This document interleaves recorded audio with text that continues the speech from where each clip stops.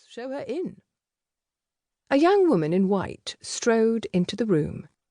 His boot slipped from the desk. He reeled backward and collided with the wall, nearly falling off his chair. A folio of papers tumbled from a nearby shelf, drifting to the floor like snowflakes. He was blinded. Not by her beauty, though he supposed she might be beautiful. It wasn't possible to judge. Her gown was an eye-stabbing monstrosity of pearls, lace, brilliants, and beads. Good Lord! He wasn't accustomed to being in the same room with something even more repulsive than his own appearance. He propped his right elbow on the arm of his chair and raised his fingertips to his brow, concealing the scars on his face. For once, he wasn't protecting a servant's sensibilities, or even his own pride. He was shielding himself from that. "I'm sorry to impose on you this way, Your Grace," the young woman said, keeping her eyes fixed on some chevron of the Persian carpet. "I should hope you are." "But you see, I'm quite desperate."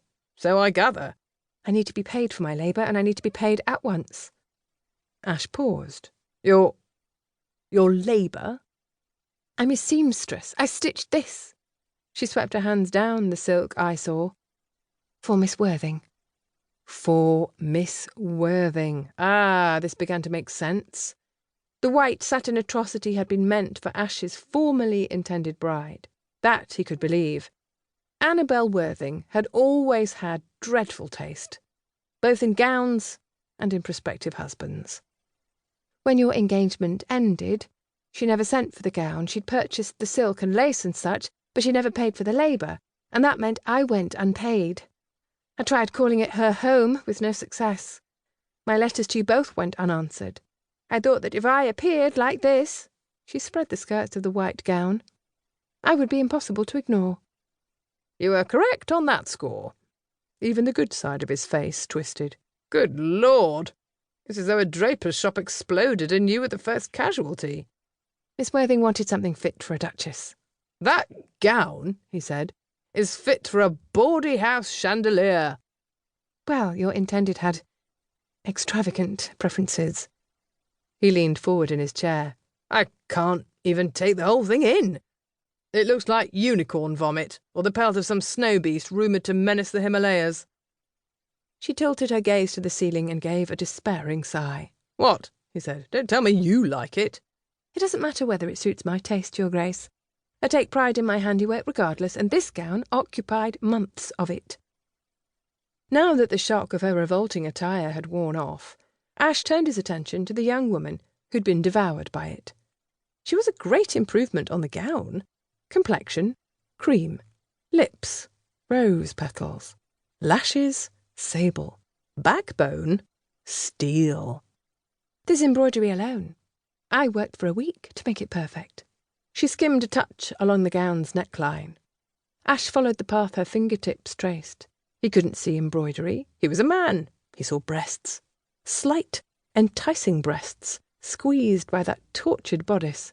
He enjoyed them almost as much as he enjoyed the air of determination pushing them high. He pulled his gaze upward, taking in her slender neck and upswept bounty of chestnut-brown hair.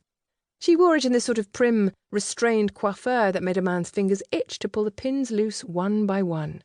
"Take hold of yourself, Ashbury." She couldn't possibly be as pretty as she seemed. No doubt she benefited by contrast with the revolting gown, and he'd been living in solitude for some time. There was that as well. "Your Grace," she said, "my coal bin is empty. The larder's down to a few mouldy potatoes, and my quarterly rent comes due today. The landlord has threatened to turn me out if I don't pay the full amount. I need to collect my wages most urgently." She held out her hand. £2, 3 shillings, if you please." Ash crossed his arms over his chest and stared at her. "Miss—" "Gladstone. Emma Gladstone." "Miss Gladstone, you don't seem to understand how this whole intruding on a duke's solitude business works.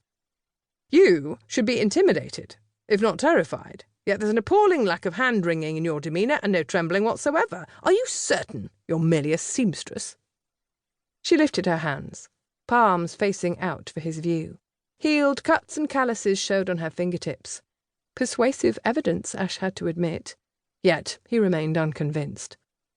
"Well, you can't have been born to poverty. You're far too self-possessed. And you appear to..."